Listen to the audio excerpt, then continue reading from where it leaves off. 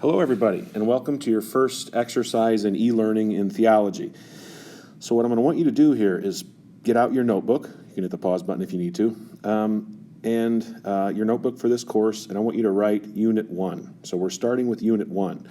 And then when we get to Unit 2, down the road, I'll have you do the same thing. That way you know in your notebook how the thing is kind of broken up. So we're starting the course at a really, really general level. Kind of the question of what's the relationship between religious faith on one hand and reason, science, logic on the other? What is theology? And what's involved with believing in God or not believing in God? For any of you who are Disney Plus subscribers, you may be familiar with the Forky Has a Question shorts. If not, let me know. I'll show you one in class. They're good because he asks deep questions that are actually kind of difficult to answer, and it's also funny. So we're off and running here. You want to hit the pause button and take these words down into your notebook. So first of all, what do we mean by faith and reason? So by faith, we mean a rationally held belief. If I buy a Powerball ticket at 7-Eleven, I hope that I'll win, but I can't really have faith that I win. So when we talk about faith, we're not just talking about something that we hope is going to happen. We have a belief in something we can't prove, but it's a rational belief. Let me give you an example. So I can't prove to you that my wife of 15 years loves me, right? I can't prove it. It's not like something I can scientifically demonstrate, but there are a million rational reasons that would lead me to believe she does love me, right? The way she treats me, the things she does for me, the way she's thoughtful for me, and things like that. Same thing with, say your parents, right? You can't prove, logically or scientifically that they love you, but what you instead have is a faith that they love you, which is a rational belief based on, your relationship with them. By reason, we mean our capacity for logic, understanding, problem solving. It's that part of us that makes us different from animals, right? Some animals, beavers build dams, chimpanzees build simple tools and stuff like that, but they don't have reason, which is this capacity for systematic understanding, logic. It's the thing that makes science possible, right? What I want to suggest to you today is that there's no contradiction between these. It's not like a light switch that either has to be on or off. It's not a binary. We hear a lot of that sometimes, like there's a conflict, a so-called conflict between religion and science, or between faith and reason. I want to challenge that idea, though, and suggest that there is no contradiction.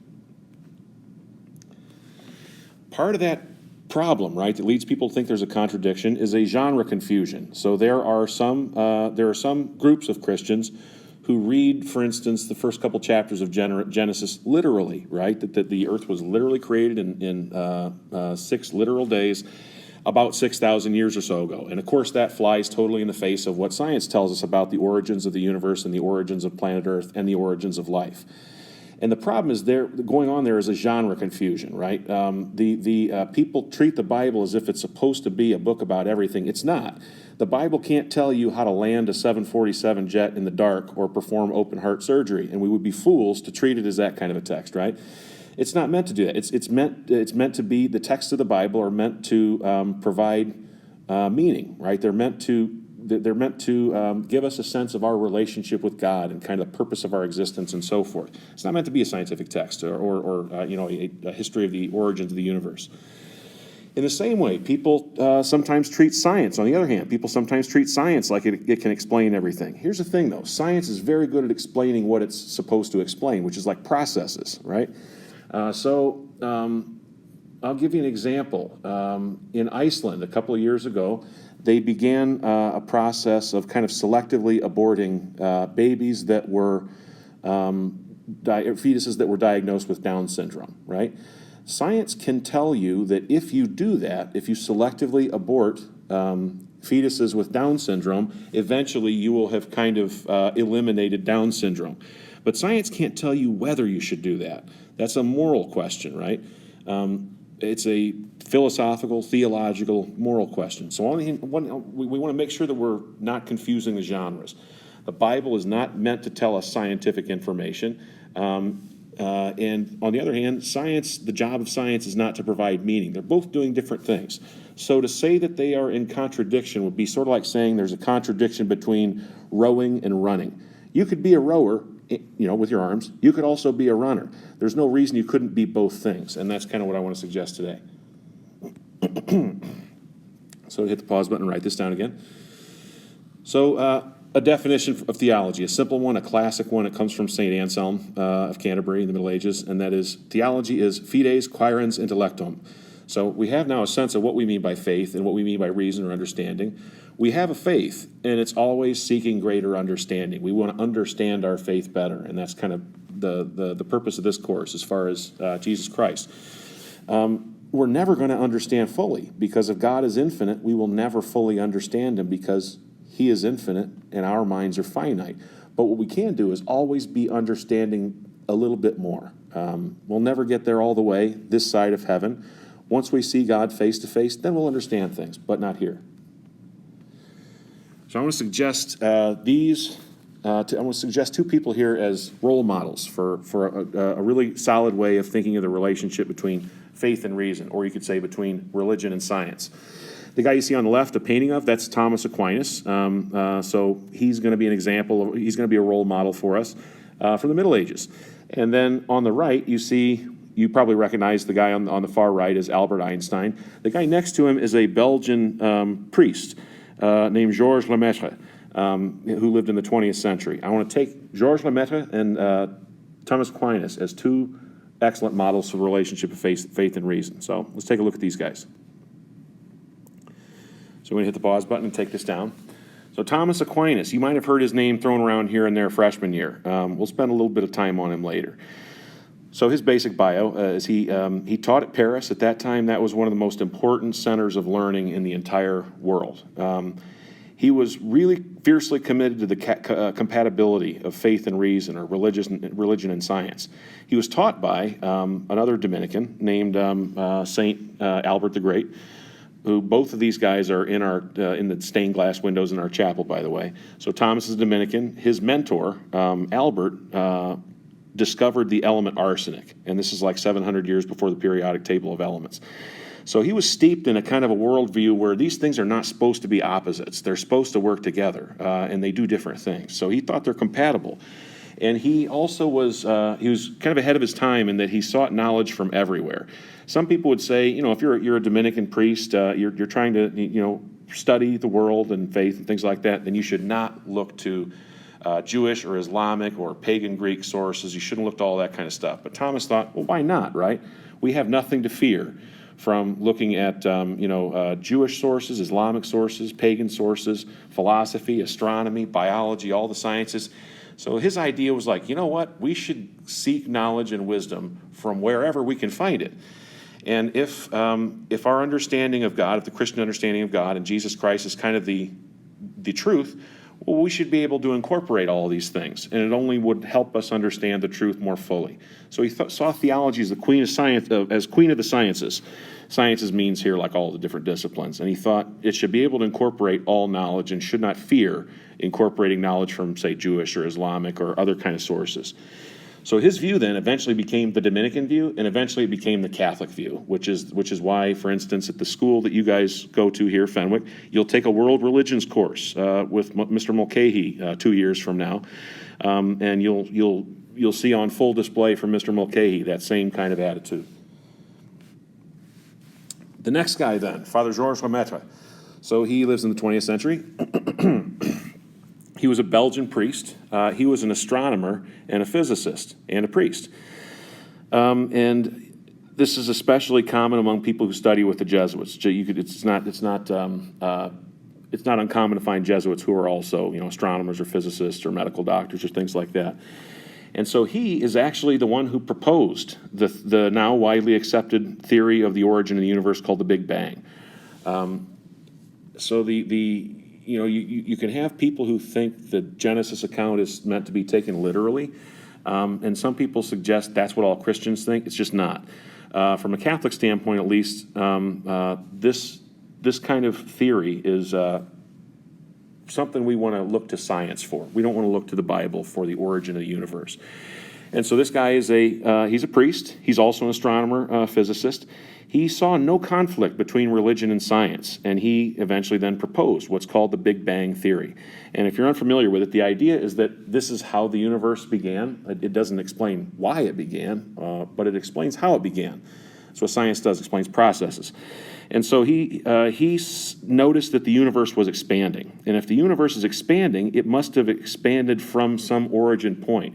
So think of like in July, right? If you throw a firecracker or something like that, so, a firework or an explosion, it starts in one single point and then it just expands very rapidly from there. And so if the universe is expanding, well, it must have had kind of a bang, right, at the beginning. And so he thought that several billion years ago, based on the size of the universe as far as we knew it, the universe must have begun with a single, what's called a Big Bang, or a singularity. So an explosion and then followed by rapid expansion, rapid diversification of various kinds of gases and things like that into eventually planets and then eventually life. If you think of that picture, that painting, it's a famous painting on the wall of the Sistine Chapel. That's the creation of Adam. You have God kind of sticking his finger down, the Father, and then Adam, and their fingers are like almost meeting. That's the way Georges Lemaitre thought of it. He thought it was both scientifically believable and theologically beautiful. I happen to think the same thing. The idea that kind of just boom, like that. God sort of begins the universe, and then it begins expanding and diversifying into this amazing and awesome, and complex universe that we live in now. So I want to lay out here two extremes we want to kind of avoid that are not very responsible ways of thinking. So fundamentalism. This is the idea that religious texts are the sole source of truth. And the idea here then is that, don't look at anything outside the Bible if you're a Christian fundamentalist. There are also Islamic fundamentalists and Jewish fundamentalists and Hindu fundamentalists, everybody else. If anybody of you ever seen the movie The Waterboy, this is like Bobby Boucher's mom, right? Football is the devil. Electricity is the devil. Everything is the devil. I don't want to look at anything except the Bible. You can find folks like that in every religion. But the problem is, the Bible is, if I, for instance, if I come down with COVID-19, I'm not really going to look to the Bible for answers. I'm going to look to science for answers about that, right? Specifically medical science. So that's one extreme view we want to avoid. And then all the way at the other end of the extreme, like if you put these on a line, they're kind of opposites, right? Opposite ends, is scientism. We don't mean science, we mean scientism. This is an ideology that suggests that scientific conclusions are the only source of truth. But again, the problem is that there's a whole lot of things you and I believe in that science can't explain. It can't really explain, for instance, the phenomenon we call love. It can't explain the phenomenon we call consciousness. And by consciousness, I mean not just like being awake, but that you are able to think about your own thoughts, right? That's what consciousness is. Science hasn't really been able to fully explain that. And there are some really, you want to pause here and write this down too, like all the previous slides. There are some really surprising similarities in this worldview.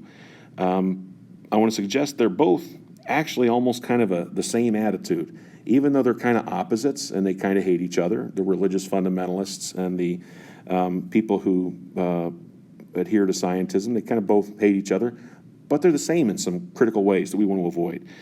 They both of them, if you think about it, they presume that religion and science are irreconcilable. They're incompatible. And as I've said, that's like saying that being a rower and a runner is incompatible. They're different. If you understand what religion is and what science is and what they're for, they're different things. They're not meant to answer the same sets of questions. Both fundamentalism and scientism also pretend they have exclusive access to truth. For the fundamentalist, no, if it's not, I have all the truth in the Bible and you don't have it. Same thing for inheritive scientism. They both pretend their method explains things it can't. There's a whole lot of things the Bible cannot explain and does not explain. There are also things that science can't explain. So even if we adhere to the Big Bang Theory, which again came from a Catholic priest scientist, so there's no conflict there, that explains how the universe began, but it doesn't explain the cause, right? So where did that bang come from? And that's something we don't have a real explanation for. And they both also claim full knowledge of origin and destination. So the fundamentalist claims to know everything about how life began and how it's going to end, right? Who's going to heaven, who's going to hell, all this kind of stuff. Same thing for an adherent of scientism, that claims full knowledge of where we came from and where we're going. So in that sense, these opposite attitudes are really kind of almost like the same thing. So we want to avoid them both. Where do we want to land then? You want to take this down too, take down these notes. So what we want is a sane middle ground. We want to to take seriously and respect the data of religious faith and theology, but we also want to seriously respect the data of science. We want to have a respect for their roles and their functions. So if I, think of Father Petticord, right, the leader of our school, who's a Dominican priest, if I want advice about maybe whether I broke my ankle or not, let's say I fall, I twist my ankle, I wonder if it's broken. I'm not going to ask Father Petticord. I'm going to ask a doctor, right? But a medical doctor, an orthopedist or something. But on the same, on the other hand, if I'm facing a real moral or spiritual dilemma and I need advice, that's where I'm going to go to Father Petticord instead of the scientist, right? So that we want to have an equal respect for both of these things and recognize they're both compatible. They're not incompatible. And they both are very good at what they're good at, but they can't do everything, if that makes sense. So once you're done with this, then go ahead and take the quiz, and then you are done for the day. Have a good rest of your weekend, and I will look forward to seeing you guys next week. Bye-bye.